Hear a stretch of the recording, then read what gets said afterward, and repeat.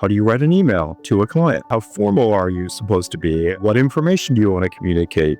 Don't use too many colors. These are all like personal style things, but they're things that the researchers are going to have to face in the first part of their job. So at the end of the day, it's still about humans. I don't care how fast you do whatever. You've got to have people who know the industry that they trust, can interpret the data, and that doesn't change. They still need to know what a good questionnaire looks like. That doesn't change even if AI could write one, because sound can make retake it. If they don't know that. Hello, fellow insight seekers. Welcome to the Curiosity Current, a podcast that's all about navigating the exciting world of market research. I'm Stephanie Vance. And I'm Matt Mahan. Join us as we explore the ever-shifting landscape of consumer behavior and what it means for brands like yours. Each episode will get swept up in the trends and challenges facing researchers today, riding the current of curiosity towards new discoveries and deeper understanding. Along the way, we'll tap into the brains of industry leaders, decode real-world data, and explore the tech that's shaping the future of research.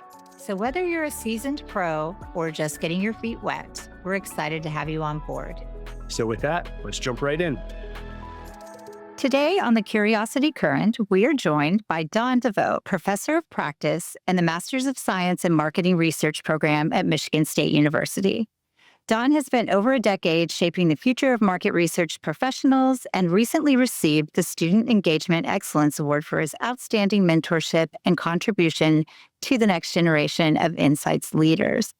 Before his academic career, Don had a 17-plus year tenure as global lead of the automotive team at GFK, now part of Nielsen, where he held senior global leadership roles in training and career development as well.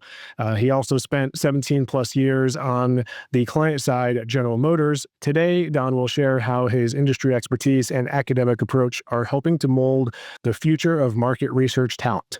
Don, it's great to have you with us today. Yeah, welcome. Great to be here, guys. So I was just going to jump right in. You've had such a diverse career. I mentioned global leadership at GFK, client side at General Motors for a number of years, now teaching at Michigan State. Can you give us a quick snapshot of your journey and how you ended up sort of transitioning from industry to academia? I do get asked that question a lot, especially for people who are maybe reaching that age when they're going to they can see the end game of their journey. I think a lot of people's careers, and mine was one, is sort of like happy accidents along the way. So you're talking to a guy who got an industrial engineering degree and realized about 1 month in that he didn't want to be an industrial engineer in industry. So that's where I quickly said, maybe getting an MBA would be a good idea. So I already knew I wanted to pivot out of that, but I'm glad I got manufacturing experience at the beginning because that helped at a company like General Motors to get some closeness to, how the products are built, but I knew I wanted to be on the other side with customers. So yeah, I switched over to get my MBA, and then from there came back to General Motors and had an opportunity to work in a number of different roles like marketing and brand management and sales forecasting and such. And that's what introduced me to marketing research. I used to work at the GM building in downtown Detroit, and we were on the 9th floor is where the analysts, a lot of MBA types who were doing these forecasts for new product programs that were going into all the financial calculations, and we needed data. So on the 6th floor was the marketing research group.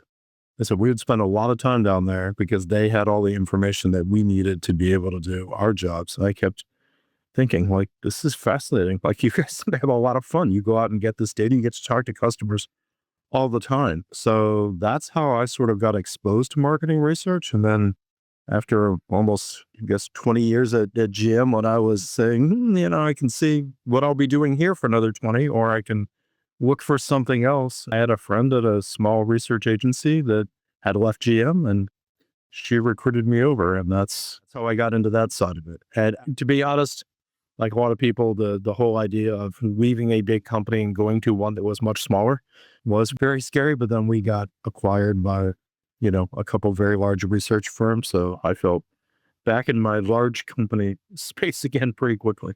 So it was quite a shift, but it gave me great perspective on seeing both sides of both what it's like to be on the client side as a consumer research, and then moving over to the agency side to see how we interact with a number of clients. Right. It was Allison Fisher, right? It was Allison Fisher. Yes. This was like classic sort of like brand health management, funnel metrics. And then that's what was, as you say, acquired by GFK. And you suddenly found yourself like part of the market research industry at large. Right. So we were a very small company, about less than 30 people, and pretty much in the US. And there was an opportunity because there was a lot of consolidation at that time, as actually NOP out of the UK that bought us. And then they were a media company. They're like, we don't know what to do with research. So they sold us a year later to GFK, which actually turned out to be the best thing because we got global expansion and access to new clients, and they got a foothold in the US. So it turned out to be a really nice win-win. So ostensibly, you had this run with GFK, and then ostensibly you were retired. But then this whole other thing started up. You found yourself kind of moving in this direction with education and academia in Michigan State. What made you decide to kind of keep going with that new version, that new direction? Well, I mean, so I kind of, again, lucked into it. My daughter was attending Michigan State, and it was actually the person who I told you recruited me over to Allison Fisher, was our CEO, a COO. And she got contacted by the advisory board, Matt O'Mara. Everyone knows Matt O'Mara. And he was recruiting new, board members, said GFK should be on it. And she reached out and said, your kid goes to state. Why don't you do this? I said, sure.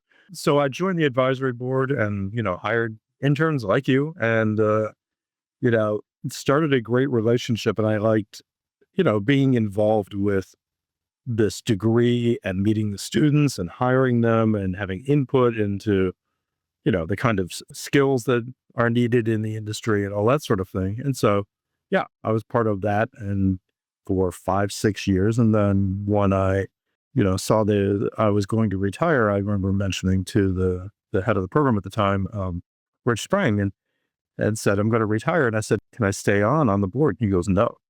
No, you gotta go. I'm like, oh, okay. He goes, so because you have to be working.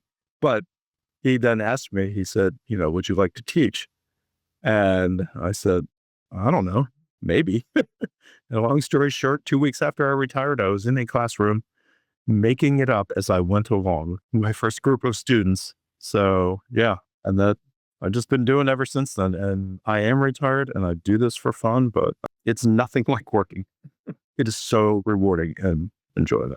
Well, let's talk about that a little bit because, like you said, you have been a professor in the SMR program at Michigan State for several years now. And what is the most rewarding part about getting to work with the next generation of market researchers? Honestly, it's something I enjoyed in my career, both GM and GFK, was having conversations with my staff about what they wanted to do and how we could get them there. So that's just something that I gravitated toward. Anyway, that's probably how I ended up working in HR at the end of my career. They recruited me over. But I think the most rewarding thing is, honestly, I don't know, you can see behind me, but I do have some cards and things up there from students that have written about the experience they gained from some of our courses, the capstone, our group project course, or just being in the program and how it's, that experience has helped them get their job or prepared them for that. And that, to me, is the reason why I enjoy doing it. Just seeing the growth from that first day at orientation all the way through to, they're out. And it's funny now. I mean, I have reunions. I just had a barbecue a couple weeks ago for the current students, invited some alums in the area. And when I see the students who are a year or 2, 3 out, they are not the fresh-faced kids, I can say, because I'm a dad, right, that were in the classroom. They are seasoned professionals. They know what they're doing. And it's just so funny to think back about, when they were maybe struggling through something on a class assignment as a student and now seeing it's so rewarding to see how they've grown. So that's, to me, that part is the best part. And I know a lot of what we want to ask you about today is like, what is it about those first 3-4 years that really make it such a formative, transformative experience for students? I'm curious, just jumping right into one of our meatier topics, there has to have been just a monumental change in the way we teach market research, I'll say today, compared to when, like I myself went through the program back in 2011. I'm not even talking about AI yet, but I'm wondering if you could just give us like the high level view on, over the last decade, 10, 15 years, what has that shift, what has that evolution looked like at a high level? I have to imagine it's been tremendous, but I don't know how to map it. So actually, it's funny you mention a map because that's exactly how I think we've done it. So I want to give shout out and credit to somebody you guys know, Michael Brereton, who has been at the forefront of the relationship and started the relationship with AYTM and our program. But Michael's been instrumental of working through the curriculum and looking at it from the lens of an industry professional and saying, how do we prepare future talent, right? What skills and kind of chunks of experience do they need to have to be successful?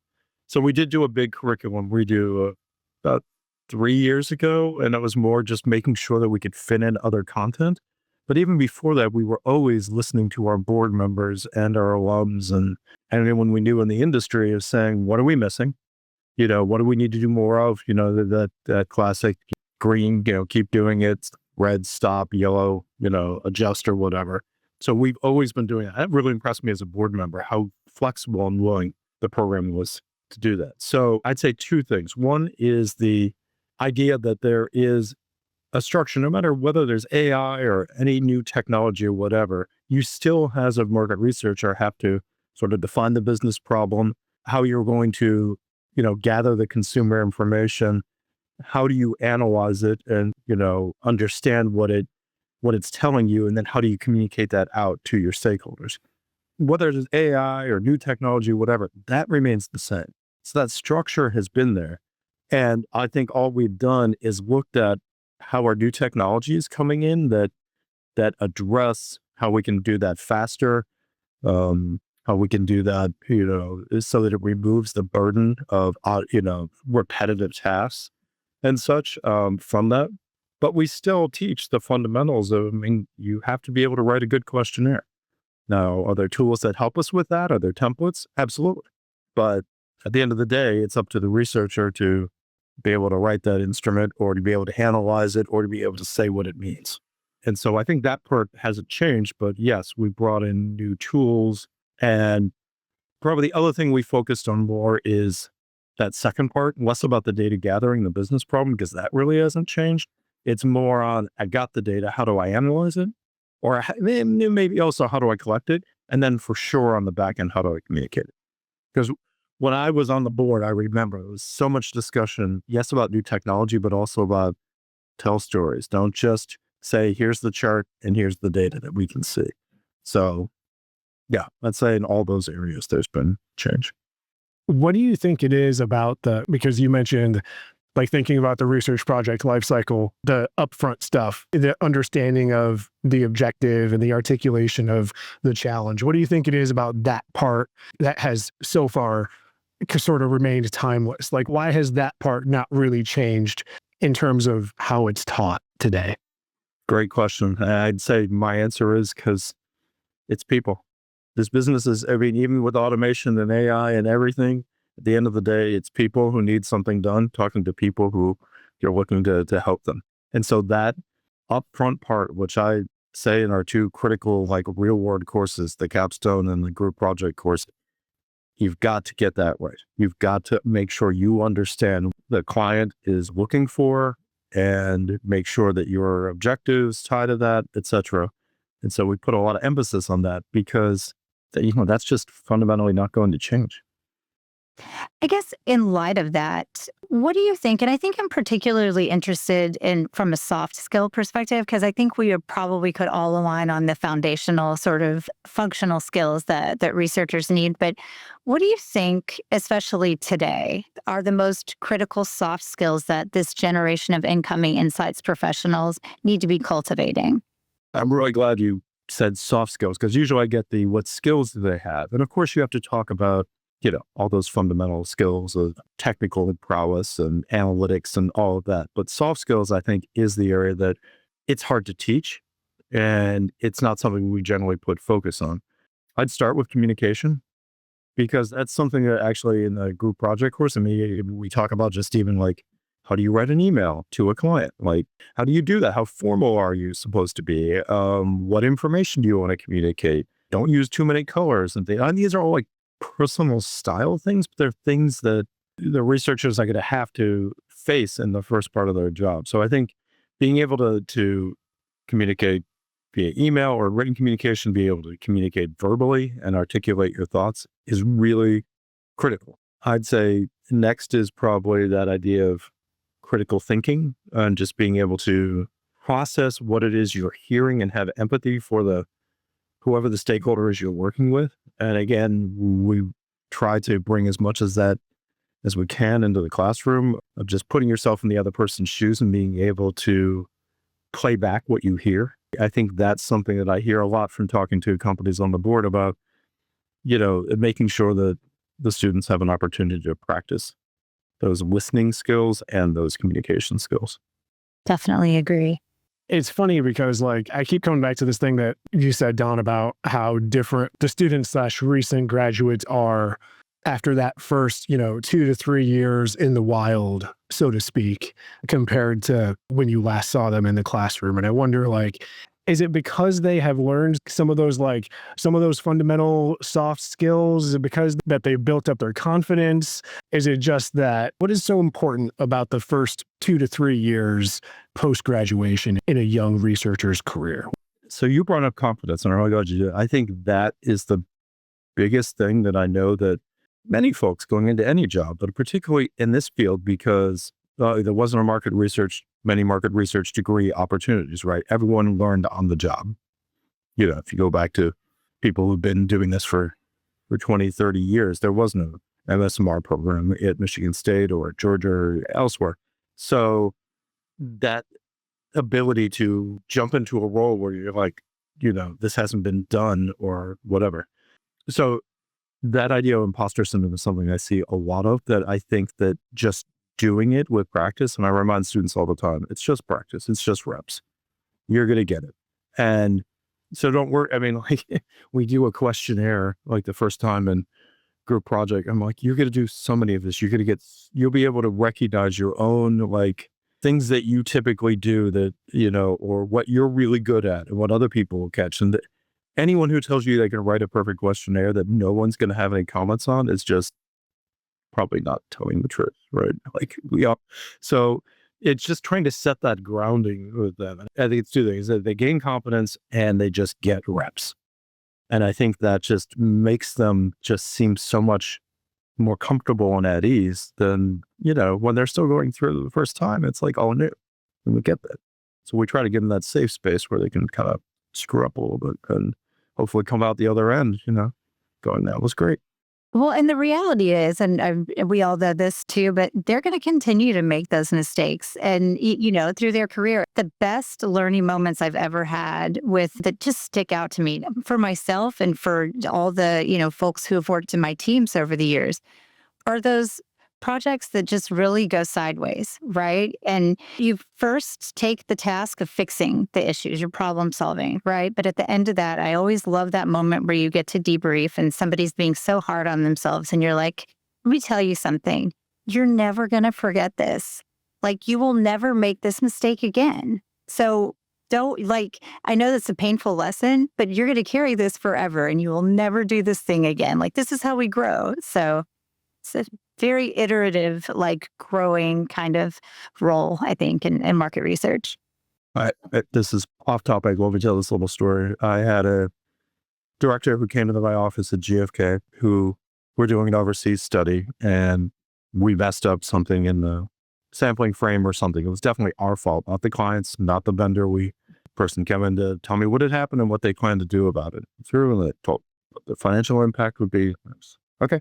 What's wrong? I thought I was going to get fired. Why would I fire you? What? You came in here, you had a problem, you told me what you're going to do about it, you owned up to it, and you already thought 3 steps ahead. This stuff happens. Stop beating yourself up, right? And that's what people need to understand. I don't know what either of you are talking about, because having worked for both of you, I never made a single mistake. It wasn't Matt. He's right. Perfect is all. It was not me. I was just an intern, man. I was just minding my own business. That's why it's an interesting question to me, though, is that, I'm somewhat far removed from that phase, but not so far as I don't remember it. And it is a really interesting time. And I mean, we keep saying a young researcher's career, but probably a young professional's in any vertical's careers, those first few years when you're just learning how much you don't know. So it kind of leads me into my next question, which is loaded and big, but it's just, we got to tackle it somehow. So now we have these young researchers who are being asked to contend with AI. So now AI is here. We did it, everybody. AI exists. It lives. Artificial intelligence is real. How is this changing the landscape? For lack of a more specific way to ask that question, of course, I know there are a whole bunch of academic implications of AI from the, how do we ensure that our students are doing the work that they say they're doing and all that. That's interesting enough in its own. It's a different discussion, but this is people are wondering, AI can do research. Some of these AI applications that are out there are being actively positioned as being akin to a highly skilled research analyst. How are we dealing with that with the young generation? Great question. You're right. We could spend a lot of time on the implications as, somebody is trying to teach when they're given a tool. And I have to be reminded that, okay, this is my calculator. Okay. I say you guys don't know what this is, but I was of the era when these were new. And before that, there were, slide rules, but I love it. Is that a Casio? Is that a 1985 Casio? This is an AP12C, and it is from 1985, actually, because I got it right before I went to grad school at Northwestern. But that's not the point. The point is it's still going, and I still use it. And people were scared because you could program that thing. I have no idea now. I can barely divide with it, but you could program it to do a lot of things. And what's the point of that if you're supposed to be learning the original one? Well, the point is you had to learn how to program it. So that is a skill you're gaining. But still, I'll have to be honest, I was skeptical of AI and then a bit terrified of it as an instructor because I thought this was even, let's go back to this fall, because I saw students using it as a way to just do their homework. It's a shortcut. Yeah. Yeah. Basically just, this is the words he said to write, go write me words. The problem was that they're not actually doing the thinking. We want to go back to critical thinking. If all you can do is that, and that may be a valuable skill, is we know that how you prompt AI and all that is something that is a skill, just like knowing how to program this calculator, right? But we're talking like, I don't want to do any work. Let me just plug it in. And the responses were pretty easy to decipher. Okay. I just went through this with my teaching assistants in the last month, plugged in the same thing. It's scary.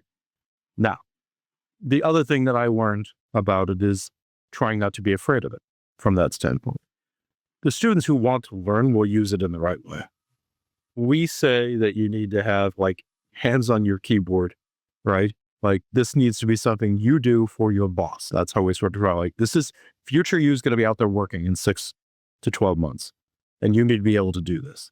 So if you want to use AI, if you're stuck on something, that's fine. They're doing the capstones now, and they are expected to use secondary research. So fine, you use AI. It's going to ask you. The light bulb moment for me was actually doing a survey that you will get, Matt, as an alum. We're doing this to current students. We surprised we hadn't done it before. Just kind of a checking in before they start the program, after the program, and that with alums about their experience and what are they up to and all that sort of stuff. So we were working on this for a month or two with the TAs, and we were stuck on some responses to why did you select this program or whatever. We're on a call, and it was actually Professor McInnes who suggested, hey, I just plugged in this into Claude or something and got back, this is how to categorize it. And that light bulb went off for me. I'm like, that's the right use of AI for our researchers. If you're stuck in an area and you need to get unblocked, then yeah, use it that way. You still need to write. And I don't have any problem with people going, what's a good way to ask this question in Google? Even before there was AI prompts that would answer. Because take advantage of the experience. At companies, you'll have old questionnaires you can look at, right? So that's not the the point. That's where the critical thinking comes in. And how do I put this mess together in a way and listen to my clients and understand who they are and what they're looking for? But that's the part that we're still struggling a little bit. There's still going to be people who want a shortcut, but I think we found that by embracing it and allowing them to use it and practice it, and we do get them hands-on with a lot of these tools, is the best way to, for not only us not to be afraid of it, but to understand what they're going to have at their disposal going into the workplace. It makes a lot of sense. Like, you want to approach it with critical thinking yourself. If it's at the end of the day, critical thinking that you are trying to instill in the students, it's like, let's be critical and intentional about how we evaluate the tools. It sounds like, it's let's actually get in there and experiment and see what it can do for research. And so it sounds like you're using that to go back and inform your curriculum with a well-positioned, well-educated perspective on what the tools can do. Right. We throw them in and have them do it, but then also reflect on what it is, like what worked and done. So one of the things I'll tell any student, because this comes up at the end of the year, like we do a final, supposed to write a reflective essay about their internship experience or whatever. And a lot of times I'll get, and we ask things like, is there anything you wish the program would have taught you? So, typical, they use Tableau over here and we didn't have that course, or I didn't. And my answer to students earlier on is always, we can't teach you every tool. I mean, it wouldn't fit in the curriculum. What I ask you to do is learn how to learn in this program. So if we open up and allow you to use it, okay, so yeah, you may be using another tool, a platform that's similar to AYTM or whatever, and you're going to be exposed to it. You go to Circana, they've got their own way of mining their in-house data. Learn how to learn, and then also always be, you guys are on the agency side, I've been on both, and there's always going to be a bright shiny object that comes in. That's what we used to call them at GFK. Like, here's another bright shiny object that people get, let's run toward that. And then 6 months later, somebody else is going to come in and go, but yeah, look what we can do. Like, you have that, but this is better. Always be skeptical. So open to new things, but always be skeptical about whatever analytical tool you're using, the software you're using, methodology. Like, nothing is perfect, but everything will work if you, approach it in the right way. I think too, with generative AI, something that I think about a lot and try to convey to, especially like more junior team members who do have a lot of questions about what their career is going to look like longer term. And I think that, humans are still the arbiters of quality, right? And human experts, right, are the arbiters of quality in the context of market research. And you don't get that expertise without knowing how to do the thing, right? So even if you could ask ChatGPT or Claude to write a survey for you, and it was relatively decent, you could probably do that a few times. You're going to get caught at some point with something a little funky in there, right? And that's the whole point, is that you need to have that knowledge base to effectively be able to say this is what's got to be changed here. We're never going to hit this business objective because X, Y, or Z is missing. And it sort of takes parallel pathing those things. Get good at using AI. Absolutely. That's going to serve you well. But don't stop using your critical thinking skills, to your point, Don, because they're going to work together to be effective. That's exactly it. It's still a people-driven business, and people are expecting results, the ones asking the questions. And if you could just feed it into a machine, then why would they need you? So we have to be able to, as researchers, deliver that value. And yes, we need to embrace the tools so we can do things smarter, faster, cheaper, because that will never go away. That's been constant forever, and it's not going to change. But yeah, at the end of the day, and not only are we as people dealing with it, but we're also talking to consumers. So the one thing I can't wrap my head around right now is this idea that you can create responses, and I know how it's doing it through algorithms, but that scares me. That, if you want to see how your dashboard looks with real data, I get that. You guys have a tool, and we have to practice with it. But the thought that you're going to replace real consumer responses, that one still concerns me, because at the end of the day, research is about getting information from consumers. Yeah, there's a lot there. It's true. feel like when you play it out to the end, it's very recursive, right? Like it's just learning from, it'll be really interesting to see how that aspect of things plays out over time.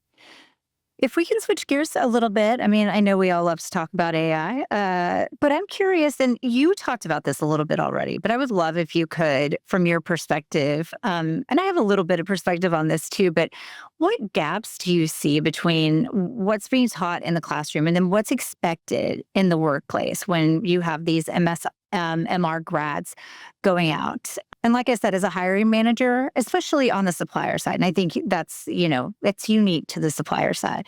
But I definitely have some things that I notice are areas where we've gotten to a point where I really just, what I expect and desire is good foundational skills. And I expect to teach the rest on the job. I had that expectation. But I wonder, do you think that's generally the way that it should and does work? Or do you think that there should be preparation for a lot of those kinds of soft skills, like for us? And I would say it's problem solving in the moment, communication to your point, but on the supplier side, to me, a lot of times that looks like code switching, being a really effective code switcher between different kinds of clients and then internal communication.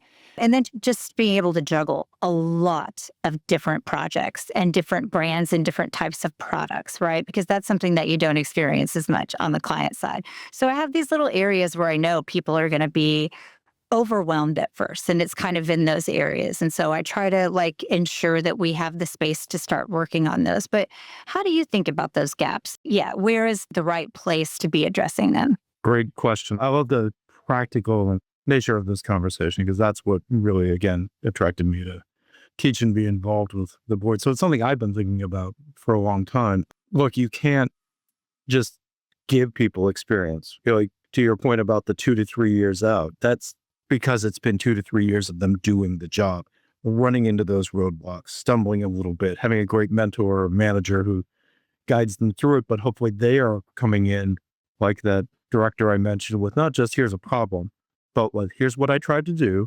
And then I went and talked to this person. And here's my plan of action. And I just want to make sure you don't have any, and you might have a suggestions, and that's what they're there to learn. I think it's that kind of professionalism, but I think that gap is just that experience. And yeah, I mean, there's no way to replicate being bombarded with 12 projects at once and running them. Like we're not going to do, I've come close. I had them doing 3 projects over the summer, once at a time, and it's groups. It might have broken me too, because I had 12 groups. But doing that and then being in different, I mean, all we can do is expose them and talk about it and get them experience. I mean, if I can make a plug about the program, and again, you've heard me talk about it, the thing I think we do nicely is a balance of, yes, here's how to write a questionnaire, here's how to do a cluster analysis, with now go do it with this real client and stumble through all that with coaching and guardrails, et cetera, including some of the things that you're going to experience in, quote, the real world of, hey, there's a problem with the data. Well, how do we communicate that to the client? Or, I have to give a status update. There is no course on how to write a status update email. I checked. There is no course.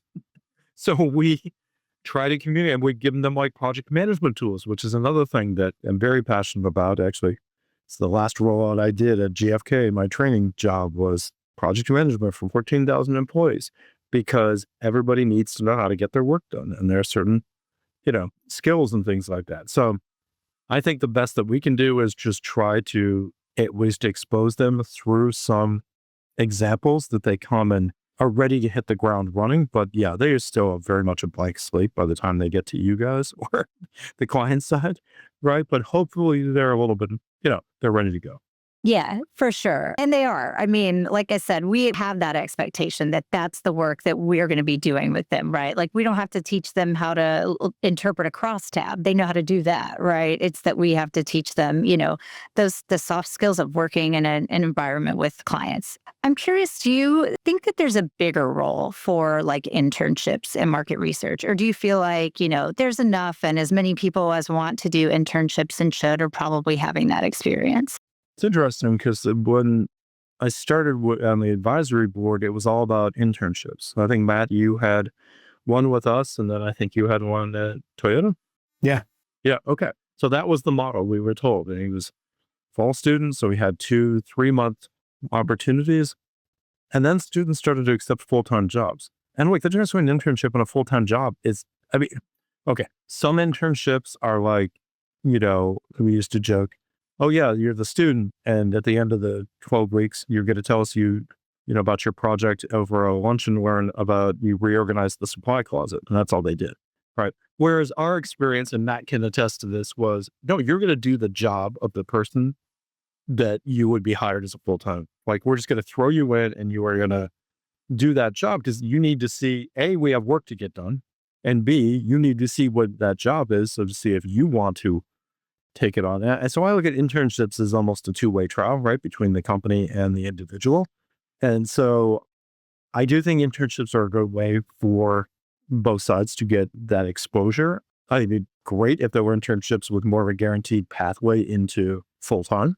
Like intern to hire. Yeah. Intern to hire. And some companies do that, including my previous employer with a good relationship with, and they, and then the problem is they, can't always guarantee, right? You have your full-time positions and all that, separate subject. But I think internships are a great way for people who are just going into marketing research, who have heard about it, but never done it, to experience it and decide. Like, you remember you're talking to the guy who was an industrial engineer and about a month into the job said, I do not want to do this for the rest of my life. So that helped me do it. I just had to do it for 2 years, but you know what I mean? So like an internship of that would have been a great way for me to go, I think I'd choose this door.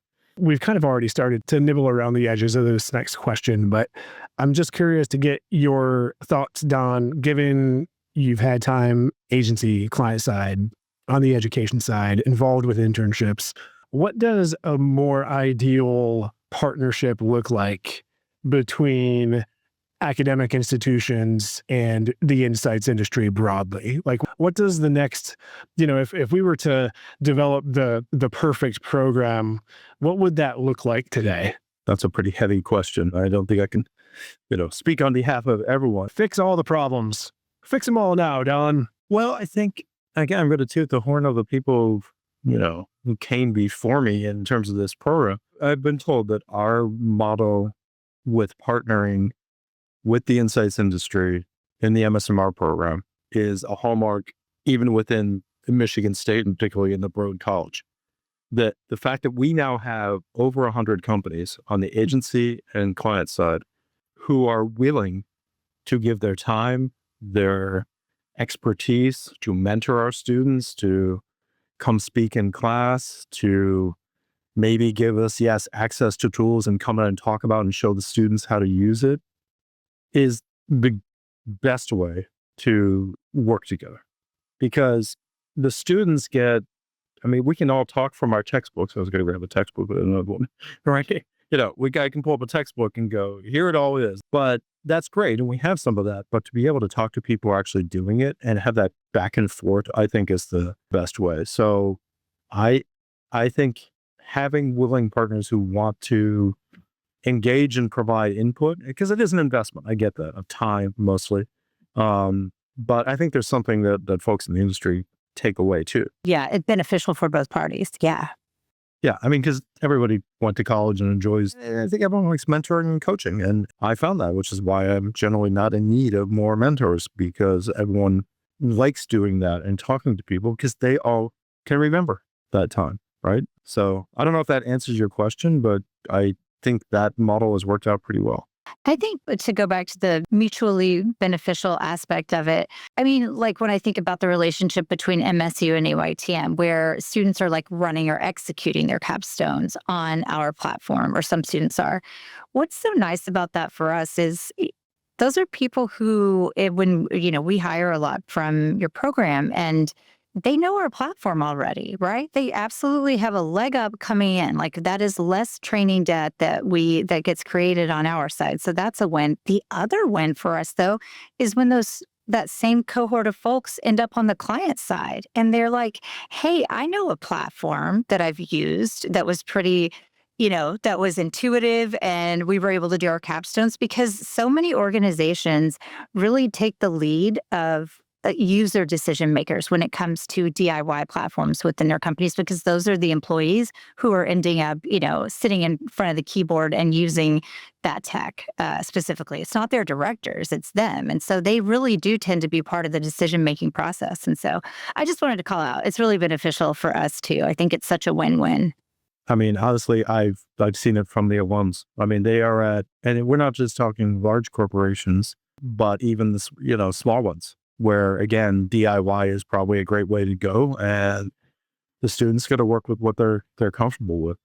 And it is a great tool. Yes, there are other great tools out there like that, but it teaches the students how to work with those things. And yeah, I mean, I'm glad you get that experience, because I've heard students talk about, honestly, how much they enjoy working with the tool. And it's that familiarity too. So yeah, we do appreciate it, because honestly, I've worked with some, tried it a number of different models, and this one has worked out very nicely.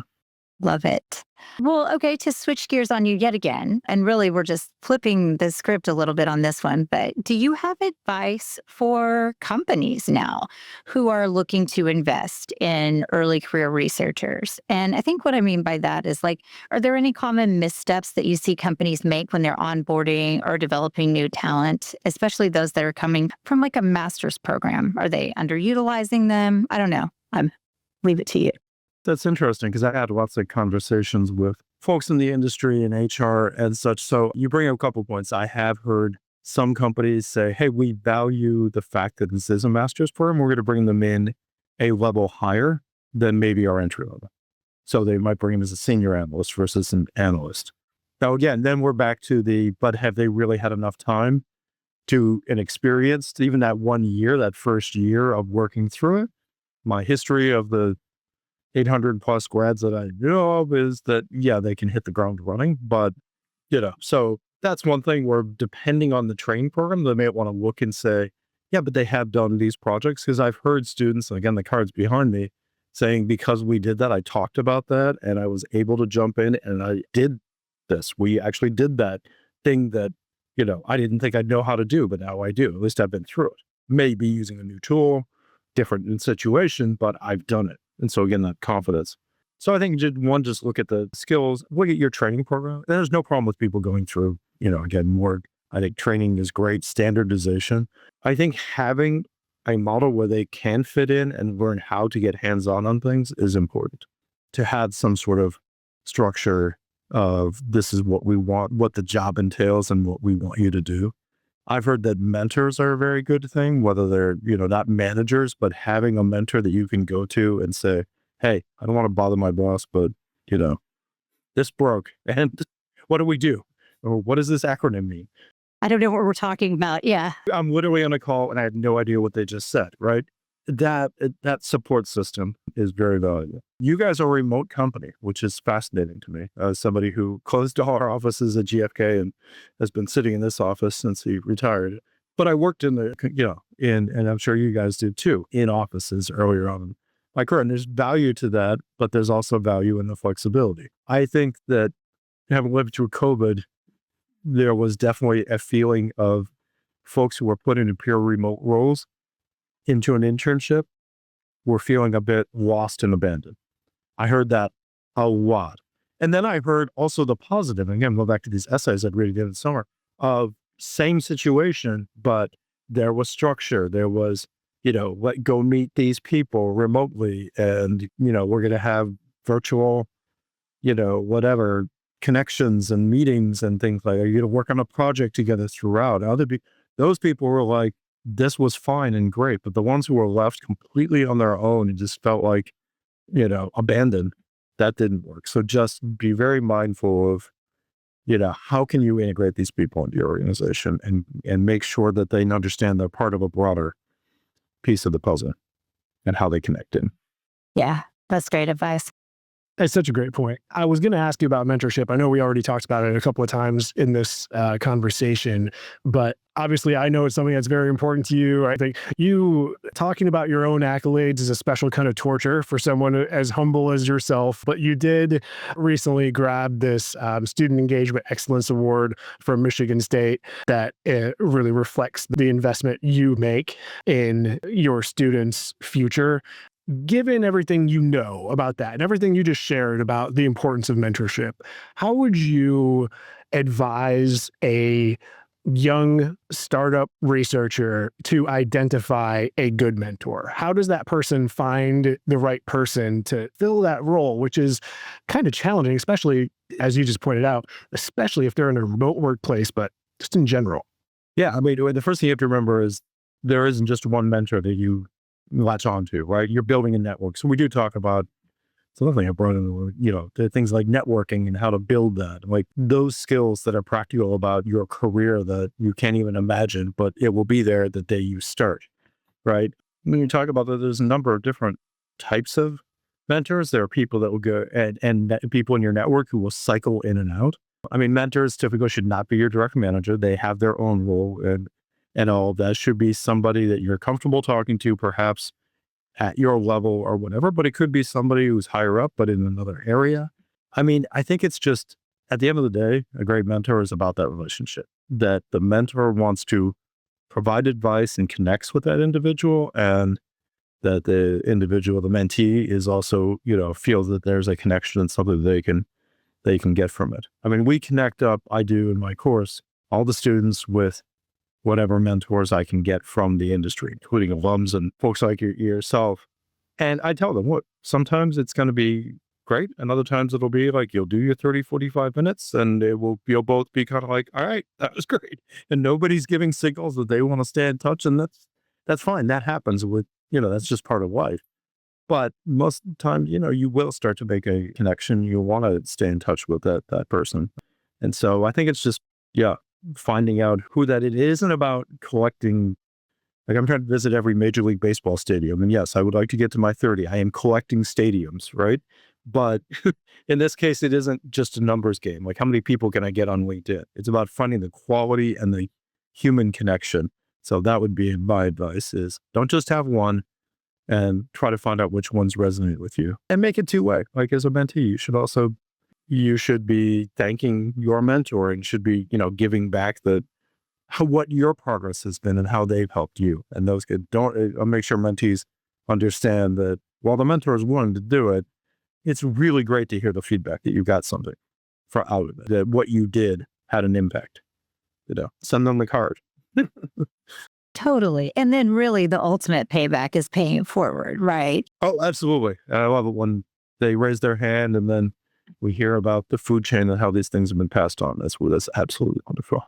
Looking ahead, how do you see the market research talent pipeline evolving over the next 5 to 10 years? And I think really what I'm curious about is, do you think an MSMR degree will continue to be as desirable as it is now? Will, research become managed through other functions like brand managers or product managers? And as that happens, and if, insight stops being a core function of its own, does that change the way that we're training? And do you even think that's going to happen? There's definitely a lot to unpack there. Yeah, it's funny. At GFK, I remember having this conversation with one of our board members over some pizza in Nuremberg. And it was about the time that we were looking to divest off, right, our syndicated business, or keep our syndicated business and divest off the other portions. A lot of it ended up going to our friends at Ipsos. And my point was, great that you want to have all this technology, automation to help clients mine our syndicated data faster than anyone else. But at the end of the day, it's still about humans. I don't care how fast you do whatever. You've got to have people who know the industry, that they trust, can interpret the data, and that doesn't change. So to answer your question about how is the industry going to evolve and is it going to move organizationally, and do we need to change the way we prepare our students? I mean, I think we're on the right path of doing that. We monitor our curriculum. We try to give them the solid foundation of real world plus, the fundamental aspects of research. As you said, they'd still need to know what a good questionnaire looks like. That doesn't change even if AI could write one, because someone can critique it if they don't know that. So yeah, I mean, this story hasn't changed since marketing research, started. Is there's always going to be new technology. There's always going to be organizational shifts and priorities of where it sits and all that. But at the end of the day, it's having those soft skills and the ability to manage whatever new technology that will make you successful. So I think the degree will still be valuable if we do our job right, because we will have prepared them for what is coming and give them that solid foundation. Yeah, makes a lot of sense. If there's one course you could add to your program today that you think would really supercharge graduates for what's coming over the next 5 to 10 years, what would that one course be? How to navigate your first year in the job. Something like that.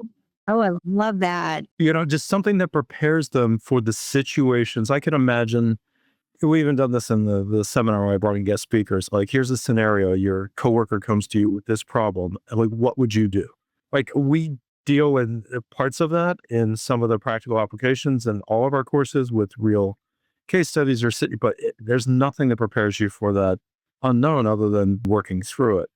Can work on those soft skills and a lot of the training that is done on the job, how to be a better storyteller, how to manage conflicts, how to communicate better with, like, those things. That would be great if we could spend more time in that area. There's never going to be enough time to do that. But that's the only other thing, because at the end of the day, it's just, like I said, practice. I didn't say another group project or capstone because that has limited value in doing it once, but it's all this other coaching and experience that would be wonderful. I don't know if it can happen. I know it's going to happen on the job, but that's the thing that could help with that transition a little bit more. One thing we didn't get to ask you, and maybe we could just tack it on now, because if you have a couple minutes, I'd love to get your take on this. And something you said a few minutes ago reminded me, but I think that, historically, I have thought of an MSMR degree really setting someone up to be somebody who's,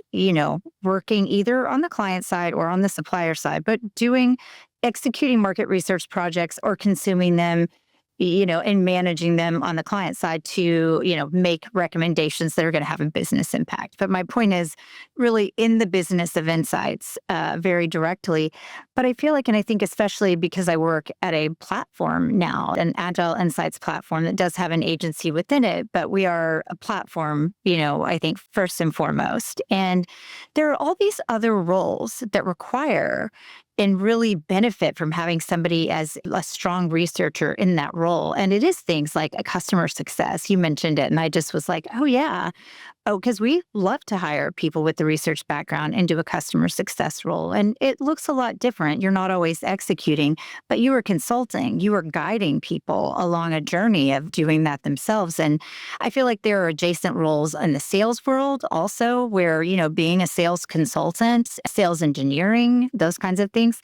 Do you ever does that come up in the context of the academic journey, just the variety of jobs that this degree is really well suited for? Absolutely. For me personally, it starts the day that I meet them and talk about my own background. I was somebody who did all these other things and got exposed to research, but you can go the other way.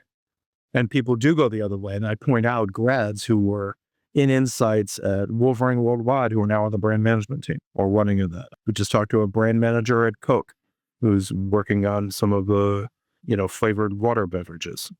So the idea of going back to can you work with data? Can you understand consumers? Do you know how to summarize, interpret, and talk about what this means for the business? That's still a valuable skill in any of those roles. Whether you're talking to a client or an internal stakeholder, design, if you're at GM, you have to be able to communicate.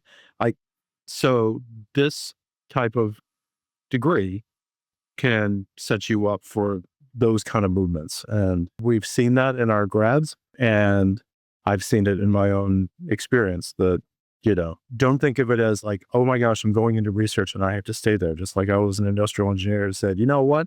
I think I want to pivot. And like nobody came back from U of M and said, hey, give me your degree back. I think that's a great answer. Don, thank you so much for joining us today. This has been an absolutely illuminating conversation, and we appreciate you joining us. Thank you very much for having me. I enjoyed it as well. The Curiosity Current is brought to you by AYTM. To find out how AYTM helps brands connect with consumers and bring insights to life, visit AYTM.com. And to make sure you never miss an episode, subscribe to the Curiosity Current in Apple, Spotify, or wherever you get your podcasts. Thanks for joining us, and we'll see you next time.